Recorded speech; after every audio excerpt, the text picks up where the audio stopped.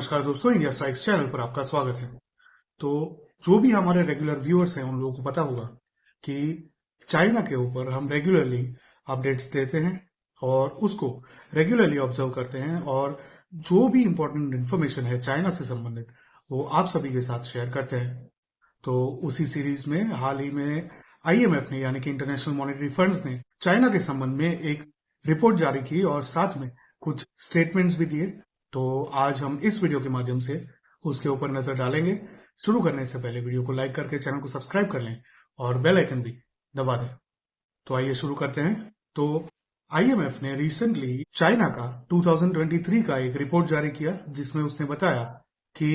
वहां पर जो फॉरेन इन्वेस्टर्स है उन लोगों के लिए एक हाईली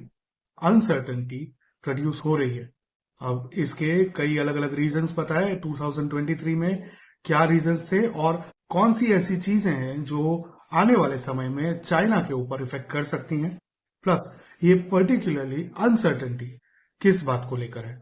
तो उस रिपोर्ट में सबसे पहले जो नंबर दिया गया वो ये था कि चाइना का जो 2024 में ग्रोथ प्रिडिक्ट किया जा रहा है उसकी इकोनॉमी का वो 4 से 4.6% के करीब है।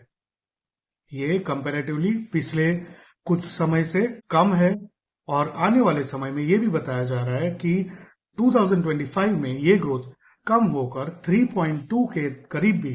जा सकता है। इसमें जो मूल बात उन लोगों ने कही वो ये थी कि चाइना द्वारा जो भी डेटा प्रोवाइड किया गया है IMF को ये स्टडी करने के लिए उनकी इकोनॉमी को, उस डेटा में काफी ही डिस्क्रिपेंसीज हैं और काफी ही गैप्स हैं। तो इसी के चलते उसके ऊपर रिलाई करना या कोई भी प्रिडिक्शन स्टैटिस्टिक्स प्रॉपरली देना और इसी के साथ वहां पर इन्वेस्ट करना भी बहुत ही रिस्की होता जा रहा है। चलो सबसे पहले 2023 और 2024 में जो GDP ग्रोथ का स्लो डाउन है उसके रीजन बताते हुए कहा कि वहां पर कोरोना पेंडेमिक के बाद इकोनॉमिक ग्रोथ बहुत ही पैची है। इसका मतलब कि जहां पर जरूरत पड़ती है वहीं पर वो लोग काम करते हैं और बाकी जो एरियाज हैं जो भी इफेक्ट हुए हैं कोरोना पेंडेमिक की वजह से उनके ऊपर ध्यान नहीं दिया जाता। तो इसी के चलते एक पैची वर्ड पर्टिकुलरली यूज किया गया था IMF द्वारा। उसके पश्चात दूसरे जो रीजन बताए गए थे वो ये था कि रियल एस्टेट में एक बहुत ही बड़ा डाउनफॉल हाल ही में देखा जा रहा है। इसके ऊपर कुछ दिनों पहले ही हमने एक एवरग्रांड का रिपोर्ट आपके साथ साझा किया था जहां पर एवरग्रांड को हांगकांग कोर्ट द्वारा सभी एसेट्स लिक्विडेट करने की बात की गई है। अगर आपने वो वीडियो नहीं देखा तो जाके जरूर देखें। साथ ही में उन्होंने वहां पर चाइना में इंटरनल जो लोकल डेट क्राइसिस है उसके ऊपर भी बात की। लोकल डेट क्राइसिस क्या है, तो चाइना में अलग अलग रिपोर्ट्स के माध्यम से हमको ये जानने को मिला कि वहां की जो स्टेट गवर्नमेंट्स हैं वे लोग without any proper documentation Chinese treasury में से पैसे उठाते थे और वहां के लोगों को, खास करके वहां के जो बिजनेसमैन थे उन लोगों को GDP डेटा को टेम्पर करने के लिए पेमेंट देते थे ताकि वो जो बिजनेसमैन है वो डेवलपमेंट दिखा सकें और इन टर्न ओवरऑल जो GDP है उसमें इन्फ्लेटेड अमाउंट दिख सके, बड़ा हुआ अमाउंट दिख सके। तो इसी के चलते वहां पर बहुत ही अधिक मात्रा में डेट ली गई थी स्टेट गवर्नमेंट्स द्वारा और इस प्रकार की संस्था द्वारा जैसे कि एवरग्रांड है। तो उसी के चलते लोकल डेट क्राइसिस भी वहां पर बढ़ते जा रहा है। साथ ही में उन्होंने चौथा जो रीजन दिया वो था वीक डिमांड, यानी कि चाइनीज जो हैं उन लोगों की परचेज पावर कम हो गई है जिसके वजह से इंटरनल जो डिमांड होती है, जैसे कि हम अगर किसी मॉल में जाते हैं, खास करके सैटरडे संडे अगर किसी मॉल में आप जाते हैं तो आप देखते हैं कि भारत में किस तरह से पूरा मॉल खचाखच भरा रहता है। तो उसका जो रीजन है वो बेसिकली ये है कि लोगों के पास स्पेंडिंग एबिलिटी है और वो चीजों को आसानी से परचेज कर सकते। तो ये दिखाता है कि लोगों की जो स्पेंडिंग एबिलिटी है, स्पेंडिंग कैपेबिलिटी है वो बड़ी है और लोग आसानी से इन्फ्लेशन के बावजूद भी चीजों को आराम से खरीद सकते हैं। तो इसी के सामने चाइना में ये जो स्पेंडिंग एबिलिटी है और जो डिमांड्स हैं वो काफी कम हो गई हैं। खास करके जो कोरोना पेंडेमिक आया उसके बाद जो जीरो कोविड पॉलिसी चाइना ने तकरीबन 2 साल से ज्यादा तक वहां पर इंप्लीमेंट की, उसकी वजह से लोगों की जो इनकम थी वो कम हो गई और उसकी वजह से वहां पर वे लोग रूटीन आइटम्स भी खरीदने में काफी ही हिचकिचाते हैं। तो इसी के चलते लॉन्ग टर्म में वो डायरेक्टली डिमांड पर अफेक्ट करता है और डिमांड वहां पर कम हो गई है, जिसके चलते इंटरनल जो इकोनॉमिक सर्कुलेशन है वो स्लो डाउन हो गया है। और पांचवा और आखिरी जो मुद्दा पॉइंट जो उन लोगों ने बताया आईएमएफ ने, ये जो स्लो ग्रोथ है उसके लिए, वो था इंक्रीजिंग टेंशंस इन जियोपॉलिटिक्स। चाइना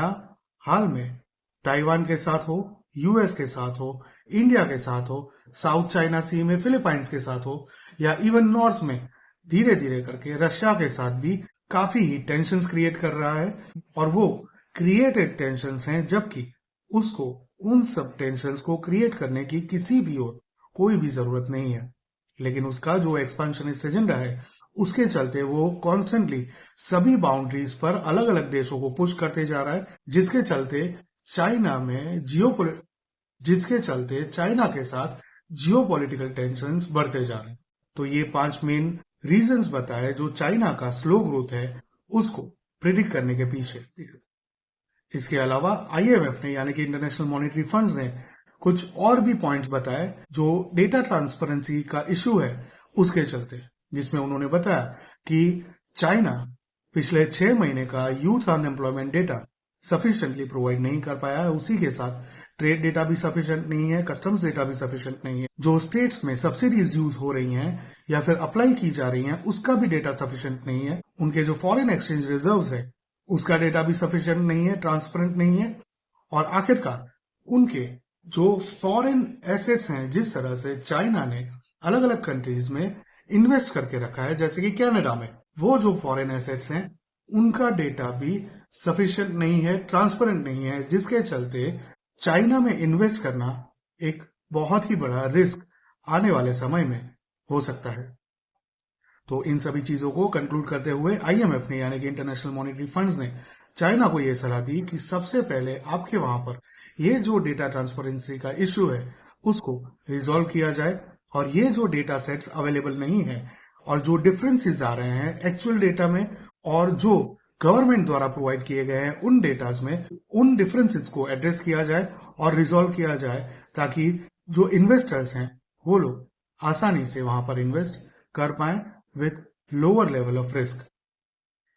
इसके अलावा आखिरकार आईएमएफ ने साथ ही में चाइना को यह भी सलाह दी कि चाइना की जो हाल में पॉलिसी है कि वो कुछ टारगेटेड सेक्टर्स हैं उनके अंदर ही वे लोग इन्वेस्ट कर रहे हैं और उसको ही बूस्ट करने की कोशिश कर रहे हैं, जबकि बाकी के जो सेक्टर्स हैं वो सब सेक्टर्स नियरली डोरमेंट पड़े हुए हैं। तो उस पॉलिसी को चेंज किया जाए ताकि सभी सेक्टर्स इक्वली ग्रो कर पाए, जिससे चाइना में एक इक्विलिब्रियम, एक बैलेंस क्रिएट हो सके। तो इस प्रकार के कई सारे इश्यूज आईएमएफ ने, इंटरनेशनल मॉनेटरी फंड्स ने अपने रिपोर्ट में डिस्क्लोज किए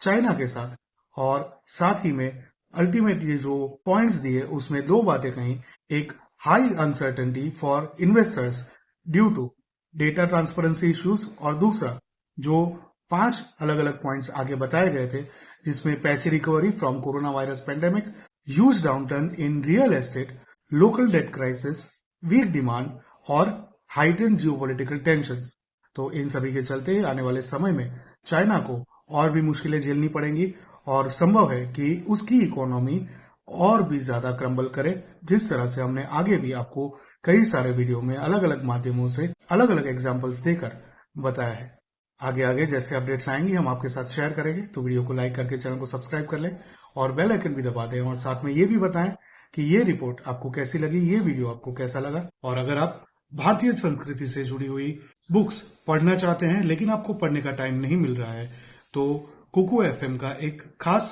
प्रमोशनल ऑफर चल रहा है, जिसके अंतर्गत हम आपके साथ एक कोड डिस्क्रिप्शन में शेयर कर रहे हैं और साथ ही में एक लिंक भी शेयर कर रहे हैं। तो उस लिंक पर जाके उसको कुकू एफएम को डाउनलोड करें, और अगर आपने ऑलरेडी कुकू एफएम डाउनलोड कर रखा है तो उस कोड का यूज करके एनुअल सब्सक्रिप्शन परचेस करें, ताकि आपको 50% डिस्काउंट मिले,